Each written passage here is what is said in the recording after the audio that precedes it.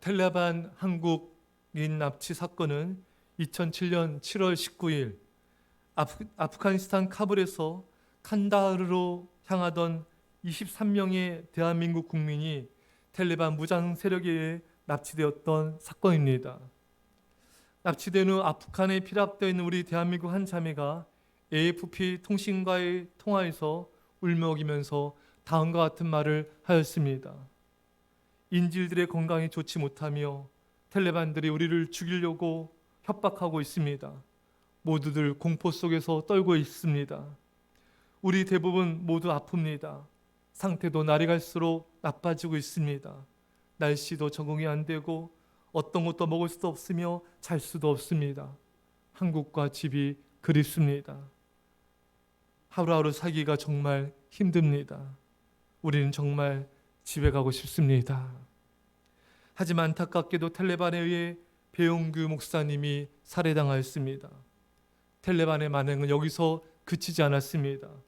배용규 목사님에 의해 이어서 심성민 형제가 아프간의 무장 세력에 의해 살해되었습니다. 이때 이 광경을 지켜본 어느 분이 이런 말을 하였습니다. 왜 하나님 가만히 계시는 것입니까? 왜 하나님 침묵하시고 계신 것입니까? 여러분, 오늘 본문에서 어쩌면 인류 역사상 가장 비참한 고난을 당한 욥이 등장합니다. 욥은 어떤 환난을 당했습니까? 스바 사람이 와서 욥의 모든 소유를 빼앗아갑니다.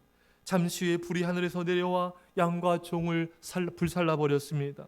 그리고 잠시 후에 태풍이 불어 집이 무너져 욥의 10 자녀가 모두 죽게 되었습니다. 부모가 죽으면 산에 묻지만 자녀가 죽으면 가슴에 묻는다는 말이 있습니다. 욥은 사랑하는 자녀들을 한날에 다 잃어버리는 크나큰 그런 절망적인 슬픔을 경험하게 됩니다. 그리고 욥의 몸에는 악창이 나서 기하장으로 밤새 몸을 긁습니다. 피고름이 났겠죠. 욥의 친구들 와서 욥을 유란답시고 욥을 비방합니다. 네가 죄를 지어서 그렇다. 욥의 아내는 하나님을 저주하고 죽으라고 말합니다. 욥은 어느 날 갑자기 말로 표현할 수 없는 혼란과 이 세상이 무너져 내린 것 같은 비참한 상황을 맞이하게 됩니다. 욥은 아마 이때 이렇게 느꼈을 거예요. 아, 이 세상에 나 홀로 버려졌구나. 내 사랑하는 자녀들이 다 나를 떠나가다니 나는 이제 어떻게 살아간단 말인가. 모두가 나를 비방하는구나. 아무도 내 곁에 없구나. 아무도. 죽음과 같은 외로움, 고독, 질병, 절망이 욥을 짓눌렀습니다. 이런 비참함 속에서 오늘 본문 23장에서 욥은 절규하고 있습니다. 제가 어떻게 하면 하나님을 발견할 수 있겠습니까? 앞으로 가도 하나님이 계시지 않는 것 같습니다. 뒤로 가도 하나님이 보이지 않습니다. 왼편에서도 만날 수 없고 오른편에서도 안 계십니다. 하나님을 배울 수가 없습니다. 하나님 어디 계신 것입니까? 하나님 왜 침묵하고 계신 것입니까? 하나님의 침묵 속에서 욥은 절규하고 있었습니다. 사랑하는 성도 여러분, 우리도 이런 하나님의 침묵을 경험할 때가 있습니다. 고난과 극심한 환난 속에서 하나님이 아무런 응답이 없는 것 같은 깊은 하나님의 침묵. 이때 우리는 무엇을 붙잡아야 될까요? 내가 가는 길을 오직 그가 아시나니. 나의 가는 길을 하나님만이 아십니다. 깊은 고난의 상황 속에서 우리가 붙잡을 수 있는 것은 아무것도 없습니다. 오직 한 가지만 붙잡을 수가 있죠. 하나님이 나를 아십니다. 욥처럼 친구들도 아내도 비난을 퍼붓을 때 세상이 나를 버린 것 같은 그런 외로움이 느껴질 때 우리가 붙잡아야 될 것은 하나님이 나를 아십니다. 모든 재산이 사라지고 빈털터리가 되었을 때도 우리가 붙잡을 것은 하나님이 이런 나를 아십니다. 몸의 질병으로 잠 못 이루고 괴로움의 나날을 보낼 때 우리가 바라봐야 될 진리는 하나님이 나를 아십니다. 자녀들이 죽어 극심한 슬픔 가운데 앗소리도 나지 않을 때, 하늘이 무너져 내린 것 같을 때 우리가 붙잡아야 될 진리는 이런 슬픔 속에 있는 나를 하나님은 아십니다. 하나님이 나를 아십니다. 어느 성도님이 너무나 극심한 고통과 환난 속에서 너무나 괴로운 나날을 보내다가 그날도 눈물로 잠자리에 드는데 새벽에 귓가에 찬양 소리가 들려오더랍니다. 이 세상의 친구들 나를 버려도 나를 사랑하느니 예수뿐일세.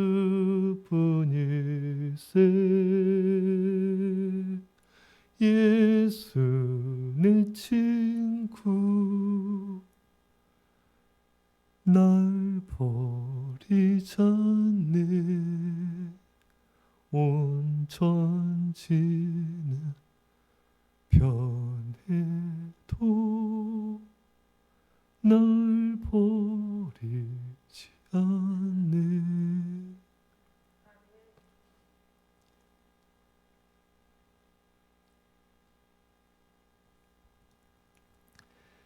이 성도님은 너무나 큰 슬픔 중에서 잠결에 이 찬양을 부르다가 깨어났다고 합니다. 아, 그래, 하나님이 날 버리시지 않아. 하나님이 나와 함께 계셔. 큰 위로를 얻었다고 합니다. 한 번도 이 찬양을 들어보지 못한 찬양이었는데 이 찬양이 라디오에서 나오더래요. 알고 보니까 찬송가 394장인 것을 그때야 알게 되었다고 합니다. 하나님이 나를 위로해 주시는구나. 내 마음을 아시고 나를 아시고 내가 당한 환난을 아시고 세상이 모르지만 내 슬픔을 아시고 나를 위로하시는구나. 눈물로 감사와 찬양을 드렸다고 합니다. 시편 27편 10절에 내 부모는 나를 버렸으나 여호와는 나를 영접하시리이다. 세상이 여러분을 버릴지라도 하나님이 여러분들을 버리지 않으십니다. 마태복음 28장 20절에서 예수님 말씀하십니다. 세상 끝날까지 내가 너희와 항상 함께 있으리라. 우리가 죽을 때에도 죽는 그 순간에도 죽어서도 영원히 주님 우리와 함께 하십니다. 시편 48편 14절에 이 하나님은 영원히 우리 하나님이시니 그가 우리를 죽을 때까지 인도하시리로다. 영원히 우리를 죽을 때까지 인도하시는 하나님. 열왕기상 8장 39절에 주만 홀로 인생의 마음을 다 아심이니이다. 여러분, 사람을 몰라도 심지어 가족도 모를지라도 남편과 아내가 모를지라도 하나님은 여러분의 마음을 아십니다. 여러분의 깊은 곳에 있는 슬픔과 고독을 아십니다. 세상이 모르는 깊은 상처도 주님은 알고 계십니다. 나의 길 오직 그가 아시나니 오직 주님만이 나의 길을 나를 아십니다. 사랑하는 성도 여러분, 깊은 환난과 고난을 통과할 때 주님이 나를 아십니다. 이 진리를 붙잡고 승리하시기를 축원합니다. 욥이 환난과 고난 속에서 뭘 붙잡았는가? 그가 나를 단련하신 후에는 내가 정금같이 되어 나오리라. 주님이 나를 단련하십니다.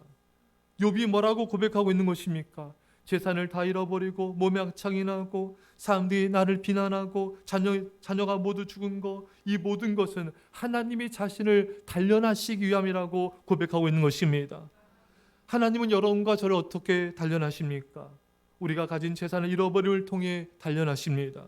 몸의 질병을 통해 단련하기도 하시며 사람들의 비난을 통해 단련하기도 하시며 사랑하는 사람의 죽음을 통하여 우리를 연단하시기도 하십니다. 죽은 사람은 말이 없습니다. 죽은 사람에게는 하나님의 뜻이 다 이루어졌습니다.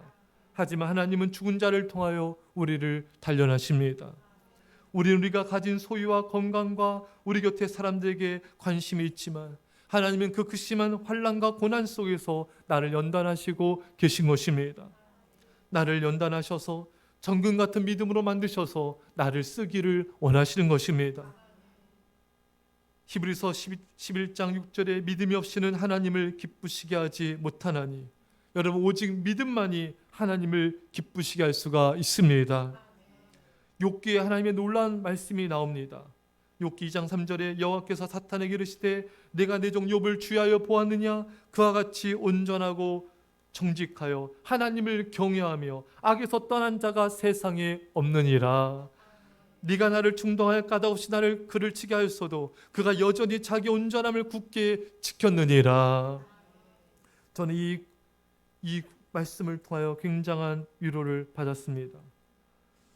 하나님이 지금 굉장히 들떠 계시지 않습니까? 기뻐하고 있지 않습니까? 그것도 사단 앞에서 욥의 믿음을 자랑하고 있습니다. 여러분, 욥은 지금 질병을 통하여 너무나 큰 슬픔과 환난을 통하여서 어떤 하나님께 어떤 봉사를 하거나 전도를 하거나 어떤 사역을 전혀 하지 못하고 있어요. 왜? 지금 너무나 몸이 상황이 안 좋지 않습니까? 하지만 하나님은 너무나 기뻐하고 계십니다. 왜? 욥의 믿음을 지키고 있기 때문인 것입니다. 사랑하는 여러분, 여러분과 제가 여러분 고통 중에 병상에서 여러분 아무것도 할 수 없는 그런 상황에 놓였을 때 우리는 하나님을 기쁘시게 할 수가 있습니다. 그 고난 중에 믿음을 지키십시오. 그 환난 중에 믿음의 순전함을 지키십시오. 하나님이 여러분들을 보며 기뻐하고 계시는 것입니다. 고난과 환난 중에 나는 아무것도 할 수 없다고 생각하시는 분들이 이렇게 생각하십시오. 내가 내 인생 가운데 하나님을 가장 기쁘시게 할 수 있는 일생일대의 가장 큰 기회가 왔도다. 나이 들어 병들어 또 환난 속에서 아무것도 할 수 없을 때 괴로워하지 마십시오. 그 고난과 환난 속에서 믿음을 지키십시오. 하나님이 우리를 가장 기뻐할 줄 믿습니다. 라면과 사골국의 차이가 있죠. 진국은 오랜 시간을 필요로 합니다. 오랜 시간 끓여야 되잖아요. 보통 몇 시간 끓여요? 예? 한 10시간? 더 끓이지 않아요? 몇 시간까지 끓여보셨어요? 그 라면만 끓이셨죠? 예. 예. 라면은 금방 끓여집니다. 하지만 라면은 보통 몸에 별로 이렇게 좋지 않죠. 예. 하지만 진국은 몸에 좋습니다. 오랜 동안 끓였기 때문에 몸에 보약이 된 거죠. 사랑하는 여러분, 하나님이 쓰신 사람들을 보십시오. 공통점이 있습니다. 그들은 오랫동안 연단을 받았다는 것입니다. 하나님이 쓰시는 사람 다윗을 보십시오. 10년 넘게 사울에게 쫓긴당하는 연단을 받았어요. 요셉은 애굽의 노예로 팔려가는 등 감옥에 갇히는 등 13년 동안 연단을 받았습니다. 모세는 40년간 광야에서 연단받았습니다. 하나님이 그냥 사용하지 않으세요. 연단하시고 또 연단하시고 고난과 고난을 통해 우리를 깎으시고 우리의 성품을 빚으시고 우리의 교만을 부서뜨린 다음에 그 다음에 사용하시는 것입니다. 처참한 눈물의 골짜기를 통과하게 하시고 고난의 용광로 속에서 집어던진 후에 불순물을 다 빼내시고 세상의 죄악의 때를 빼어내시고 그 다음에 정결케 하신 다음에 우리를 사용하신 것입니다. 사랑하는 성도 여러분, 여러분들의 연단의 기간이 길수록 하나님이 귀하게 사용하실 줄 믿습니다. 여러분의 고난이 깊을수록 하나님께서 여러분들을 향한 계획이 크시고 하나님이 여러분들을 귀하게 쓰실 줄 믿습니다. 욥과 같은 환난에서 우리가 붙잡아야 될 것은 무엇입니까? 하나님이 옳다는 것입니다. 우리 한번 따라해 볼까요? 하나님, 당신이 옳습니다. 마가복음 7장에 수로보니게 여인이 나옵니다. 이 여인은 귀신 들린 딸이 있어요. 마음이 얼마나 아팠겠습니까? 제가 사는 곳에도 어떤 이제 학생이겠죠. 근데 어떤 정신적으로 아파서 계속 소리를 질러요. 소리를 지르고 자폐도 좀 있는 것 같고 덩치는 크지만 이제 그 모습은 어린아이 같은. 그래서 그 부모님이 정말 얼마나 아플까. 제가 걔가 소리 지를 때마다 기도를 해요. 주님 불쌍히 여겨 주십시오. 걔가 막 고함 지를 때마다 그 부모의 마음은 아마 찢어질 것입니다. 이 귀신 들린 이 수로보니에게 귀신 들린 딸을 돌보는 수로보니 여인의 마음은 얼마나 아팠을까요? 이 귀신 들려서 이상한 소리를 하고 귀신 들려서 이렇게 행동이 과격해질 때마다 마음이 너무나 아팠을 것입니다. 이 여인은 자신의 딸을 데리고 예수님께 나아가서 예수님께 간구합니다. 주님, 제 딸이 귀신 들렸습니다. 제 딸을 고쳐주십시오. 그때 주님이 뭐라고 말씀하십니까? 자녀의 떡을 취하여 개들에게 던짐이 마땅하지 아니하니라. 주님이 지금 이 여인에게 뭐라 말씀하신 것입니까? 직설적으로 말하면은 넌 개다. 난 개에게는 먹을 걸 주지 않는다. 예수님 이 말을 듣고 가슴이 너무나 아팠을 거예요. 어떻게 저렇게 함부로 대할 수 있습니까? 분노가 타오를 수 있을 것입니다. 하지만 여러분, 이것은 예수님의 테스트였습니다. 여러분들도 이런 경험한 적이 있지 않습니까? 극심한 고난 중 하나님께 기도드립니다. 하나님 해결해 주십시오. 근데 고난이 더 가중됩니다. 주님 질병을 고쳐주십시오. 근데 질병이 더 나빠집니다. 주님 앞길을 인도해 주십시오. 근데 더욱더 막다른 길에 다다른 것 같은 상황에 놓일 때가 있습니다. 하나님께서 마치 내 기도를 거절하시고 나를 외면하시고 나를 함부로 대하시는 것 같은, 나를 버리신 것 같은 그런 상황에 처할 때가 있기도 하는 것입니다. 그때 우리는 때로 이렇게 반응하기도 하죠. 하나님, 제게 어떻게 이러실 수가 있습니까? 어떻게 저를 이렇게 외면할 수 있습니까? 어떻게 저의 간구를 거절할 수 있나요? 왜 저를 이렇게 비참하게 만드시는 것입니까? 예수님으로부터 개에게는 떡을 주지 않는다는 말을 들은 수로보는 여인은 뭐라 말합니까? 주님, 제가 개라고요? 저 인간이에요. 저 사랑받을 권리가 있는 인간입니다. 왜 제게 이렇게 잔혹하게 대하십니까? 왜 저에게 이런 시련을 계속하여 주시나요? 그 여인이 이렇게 말하지 않았습니다. 다만 이렇게 말했죠. 주여, 옳습니다. 예수님, 옳습니다. 하지만 상 아래 있는 개들도 상에서 떨어지는 부스러기를 먹나이다. 주님, 제게 부스러기 은혜라도 주세요. 이 여인은 뭐라고 말하고 있는 것입니까? 주여, 옳습니다. 당신의 말씀이 옳습니다. 주여, 당신의 뜻이 선하십니다. 사랑하는 여러분, 극심한 환난의 때, 고난의 때 도대체 어떻게 이런 고난이 내게 왔는지, 어떻게 이 환난에서 벗어날 수 있는지, 언제 끝나는지 우리는 알 수가 없습니다. 이 극심한 환난과 고난이 이해가 가지 않을 때가 있습니다. 하나님께서 나를 외면하신 거, 버리신 것처럼 느껴질 때가 있습니다. 수많은 질문과 의구심이 우리 안에서 피오를 때가 있습니다. 그때 우리는 우리의 모든 잡생각을 잠재우고 모든 의심을 잠재워버리는 믿음의 말을 해야 되는 것입니다. 주님, 저는 모르지만 당신이 옳습니다. 주님, 저는 이 모든 고난의 상황을 이해할 수 없지만 나를 향한 당신의 뜻이 옳습니다. 주여, 당신에게 베푸신 모든 상황과 환경이 옳습니다. 주님, 당신에게 허락하신 모든 계획이 옳습니다. 당신의 모든 뜻이 선하십니다. 사랑하는 여러분, 오직 주님만이 선하십니다. 오직 주님만이 완전하십니다. 너무 괴로울 때, 너무 괴로운 고난과 환난을 통과할 때 우리는 어떻게 해야 될까요? 그때 죽기를 각오하고 믿음을 지키셔야 됩니다. 내가 믿음을 지키다 죽겠다는 마음을 가지십시오. 그러면 승리하게 될 것입니다. 토마스 선교사님이 우리나라 최초로 선교사님으로 오셨습니다. 토마스 선교사님은 그 백사장에서 목뱀을 당해 순교하셨습니다. 그때 나이가 29살밖에 되지 않으셨습니다.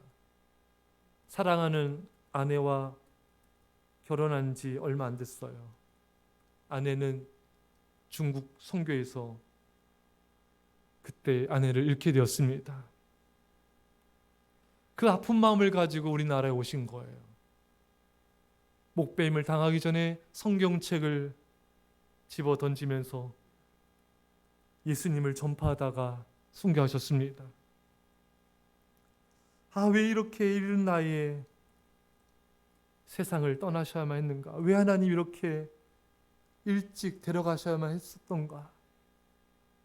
인간적인 생각으로는 이해가 되지 않지만 하나님의 뜻이 있었습니다. 그 박충거라는 사람에게 성경을 전해주며 받기를 간청했습니다. 그러나 그는 성경 받기를 거부하고 토마스 선교사님을 처형해 버렸죠. 토마스 선교사님 나이가 26살의 나이네요. 토마스 선교사님이 죽음으로 끝이 난 것일까? 그렇지 않습니다. 33년이 지난 후에 그를 죽인 박충거라는 사람은 영주교회 영수 장로님이 되셨습니다. 박충건의 조카 이영태라는 분은 박충건이 넘겨준 성경을 읽고 주님을 영접한 후에 평양 숭실대학에서 공부하고 남장로교 선교사 레이놀즈의 조사가 되어서 개역 성경의 3분의 1을 번역하는 데 결정적인 공헌을 하였습니다. 그리고 토마스 선교사님이 건네줬던 성경 중에 3권이 최치량이라는 사람의 손에 넘어가게 되었습니다. 성경이 금서라는 걸 알고 겁을 먹고 당시 평양 주사 박영식에게 건네줬습니다. 이때는 종이가 아주 귀했기 때문에 평양 주사했던 박영식은 그 성경을 한 장씩 뜯어가지고 자신의 집에 도배를 다 해버렸습니다. 결국 그 집안에 온통 성경으로 도배된 일이 일어나게 되었습니다. 그는 들어가도 나가도 누워도 앉아있어도 늘 성경 말씀을 읽게 되었습니다. 그는 신명기서의 말씀처럼 문설주와 임방의 말씀을 붙임으로써 자신도 모르게 말씀을 읽고 그 말씀 앞에 통곡하고 회개하게 되었습니다. 하나님을 믿게 되었습니다. 할렐루야. 결국 박영식은 예수님을 영접하고 구원을 받았습니다. 박영식에게 성경을 넘겨줬던 최치랑 역시 그 집을 출입하면서 말씀을 읽게 되었고 그 역시 예수 그리스도를 영접하게 되었습니다. 이후에 이 집은 기독교 역사에 아주 중요한 집이 되었습니다. 이 집이 바로 1907년 평양 대부운동이 시작되었던 장대원교회 전신이 평양 최초의 교회인 널다리골 교회가 되었던 것입니다. 결국 이 부평양 대부흥은 우리나라 전체의 부흥으로 이루어지게 되었습니다. 이것은 바로 장대원교회를 세운 것은 결국 토마스 선교사님의 피 흘림이 있었기 때문인 것입니다. 순교자의 피는 결코 헛된 것이 아닙니다. 우리 생각에는 왜 26살에 꽃다운 나이에 하나님 왜 선교사님을 데려가야만 했습니까? 우리는 이해하지 못하지만 하나님의 놀라운 계획이 있었습니다. 하나님의 더 큰 사랑이 있었던 것이죠. 배엄기 목사님, 심성미 형제의 죽음을 보면서 많은 사람들이 왜 그렇게 죽어야만 했는가 말하지만 사랑하는 성도 여러분, 순교자의 피가 아프간에 뿌려진 줄 믿습니다. 그리고 우리가 지금 알지 못하지만 놀라운 하나님의 구원과 영혼들이 살아난 역사가 그 땅에 있을 줄 믿습니다. 우리는 사랑하는 가족의 죽음을 때로 이해하지 못할 때가 있습니다. 하나님 왜 그때 데려가셔야만 했나요? 하나님 왜 제 가족을 그렇게 데려가셔야만 했나요? 우리는 이해하지 못하고 우리는 알지 못하지만 하나님의 놀라운 은혜의 역사가 그 속에 있는 줄 믿습니다. 이사야 55장 8절 이하에 이는 내 생각이 너의 생각과 다르며 내 길은 너의 길과 다름이니라. 여호와의 말씀이니라. 이는 하늘이 땅보다 높음 같이 내 길은 너의 길보다 높으며 내 생각은 너의 생각보다 높음이니라. 우리는 우리가 겪는 깊은 고난과 환난의 의미를 이해하지 못할 때가 많습니다. 그 속에 있는 하나님의 침묵이 이해가 안 될 때가 있습니다. 사랑하는 여러분, 하나님의 침묵을 다 이해하려고 하지 마십시오. 우리는 그 속에 담겨진 하나님의 놀라운 섭리와 뜻을 다 모릅니다. 우리는 그 속에 담겨진 하나님의 사랑을 다 모릅니다. 다만 우리는 고백해야 됩니다. 하나님 당신이 옳습니다. 하나님 당신이 선하십니다. 당신의 뜻을 이루어 주옵소서. 마지막으로 고난과 환난 중에 우리가 붙잡아야 될 진리는 하나님이 우리 고난 중에 동참하고 계시다는 사실입니다. 일본의 대표적 현대소설가인 엔도 슈사쿠가 쓴 침묵이라는 소설이 있습니다. 이 소설은 17세기 일본의 천주교 박해 상황을 배경으로 합니다. 일본에 들어온 기독교 천주교가 박해를 당할 때 극심한 박해로 많은 성도들이 순교를 당한 역사적 사실을 주제로 해서 쓴 책입니다. 박해자들은 예수 믿는 사람들이 십자가를 좋아하니까 그 십자가에 죽어보라며 다음과 같은 고통을 주었습니다. 바닷물이 빠진 다음에 바다 한가운데에다 십자가를 세워놓고 거기에 예수 믿는 사람을 묶어놓았습니다. 잠시 후 밀물때가 되면 물이 점점 차오릅니다. 그러면 물 속에 쿡 잠겨서 꼼짝없이 죽게 된 것입니다. 이는 단숨에 죽이지 않고 오랜 시간 동안 고통 속에 죽게 하는 것입니다. 그리고 어느 때라도 예수님을 배반하면 너희를 용서하겠다는 회유 조건을 남깁니다. 그런데 두 사람의 교인이 순교를 당하게 됩니다. 물이 점점 타오릅니다. 그들은 계속 하나님께 기도했습니다. 이것을 멀리서 지켜보는 한 성직자는 그들에서 기도합니다. 안타까워 견딜 수가 없습니다. 하나님이여 어찌하여 침묵하시나이까? 이런 순간에 왜 하나님은 잠자코 계시나며 목 놓아 통곡하며 기도합니다. 그때 그의 귀에 하나님의 음성이 강하게 들려왔습니다. 나는 침묵하는 것이 아니라 저들의 고통에 동참하고 있는 것이니라. 사랑 여러분, 하나님은 침묵하신 것 같지만 여러분들의 고난에 동참하고 계십니다. 하나님이 침묵하신 것 같지만 사실 그때가 하나님이 우리와 가장 함께 계실 때인 것입니다. 우리는 깊은 고난 속에 탄식합니다. 하나님 왜 제게 이런 질병을 주십니까? 주님은 우리에게 말씀하십니다. 나는 많은 질병을 겪었노라. 주님 왜 내가 이런 배반을 겪어야 됩니까? 주님은 말씀하십니다. 나는 수많은 사람들로부터 사랑하는 제자들로부터도 배반을 겪었노라. 주님 왜 제게 이런 외로움을 주십니까? 주님은 말씀하십니다. 나는 모두가 떠남을 경험하였노라. 십자가 위에서 하나님께조차 철저히 버림당하는 외로움을 겪었노라. 주님 왜 저는 집이 없습니까? 주님은 말씀하십니다. 인자는 머리 둘 곳도 없느니라. 주님 제가 왜 왕따를 당해야 됩니까? 주님은 말씀하십니다. 나는 온갖 핍박과 조롱과 희롱을 다 받았느니라. 주님 사람들이 저를 구타했습니다. 주님은 말씀하십니다. 나는 채찍질 당하며 온몸이 찢어졌느니라. 창에 찔려 물과 피를 다 쏟아 놓았노라. 주님 제가 왜 이 억울한 일을 겪어야 되는 것입니까? 주님은 말씀하십니다. 나는 죄가 없지만 너를 위해 십자가를 달렸노라.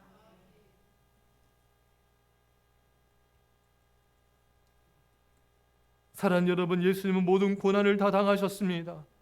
그분은 죄가 없으신데 나를 구원하기 위해 죽임을 당하셨습니다. 지금도 우리 아픔을 아시고 우리 고난에 동참하시고 계십니다. 사랑하는 여러분, 삶이 고난이 여러분들을 속이려고 다가올 때가 있습니다. 그리고 속삭입니다. 하나님 널 사랑하지 않아. 내 기도 응답하지 않아. 널 버렸어. 내가 고통 가운데서 그분은 침묵하고 있잖아. 여러분 그때마다 십자가를 바라보십시오. 의심이 찾아올 때, 고난이 찾아올 때, 환난이 다가올 때 예수 그리스도의 십자가를 바라보십시오. 십자가에 달리신 예수님을 바라보십시오. 십자가는 여러분들 향한 하나님의 사랑의 절정인 것입니다. 하나님의 사랑의 증거입니다. 하나님의 사랑의 고백입니다. 난 너희를 죽기까지 사랑한단다. 내 전부를 다하여 너희를 사랑한단다. 내 생명을 다하여 사랑한단다. 너는 내 생명보다 귀한 나의 자녀란다. 어떤 고난과 환난 속에서 십자가를 바라보시며 우리를 사랑하신 그 예수님의 사랑으로 인한 승리하시기를 축원합니다. 우리 말씀 간절히 기도하겠습니다. 하나님 아버지 감사드립니다. 아버지 시온의 원앙을 나가는 침묵하신 하나님을 바라볼 때 아버지 우리가 믿음으로 승리하게 하여 주옵소서. 아버지 말을 바라보기 없어서 오직 예수의 말을 바라보기 없어서 아버지 하나님 때 오직 주님이 나를 아십니다. 오직 주님이 나의 가는 길을 아십니다. 아버지 세상을 주님은 나를 아십니다. 아오 하나님 아버지 하나님 우리를 연단하셔서 정금 같은 믿음을 세우셔서 우리를 귀하게 사용하심을 감사합니다. 놀라시 우리 아버지 하나님 아버지 나를 단련하시니 정같이 써주심을 감사합니다. 주여 우리 아버지 하나님 감사합니다. 아버지 하나님 하나님을 바라보며 주님이 옳습니다. 주님이 옳습니다. 주님이 선하십니다. 아버지 하나님 아버지 하나님 바라봅니다. 십자가이신 예수 그리스도를 바라봅니다. 주여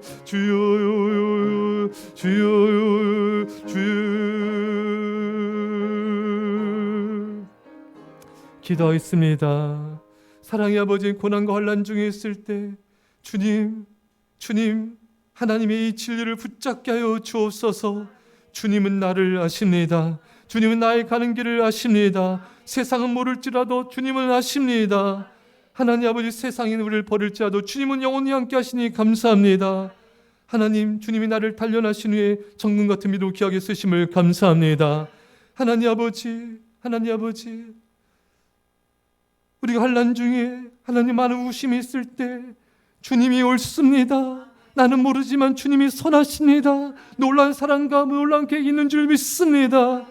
주님이 우리 나의 환난과 고통에 동참하신 줄 믿습니다. 십자가를 바라보게 하옵소서. 십자가를 바라보 하나님의 사랑을, 그 사랑을 바라보며 승리하게 하옵소서. 감사드리며 예수님의 이름으로 기도합나이다. 아멘.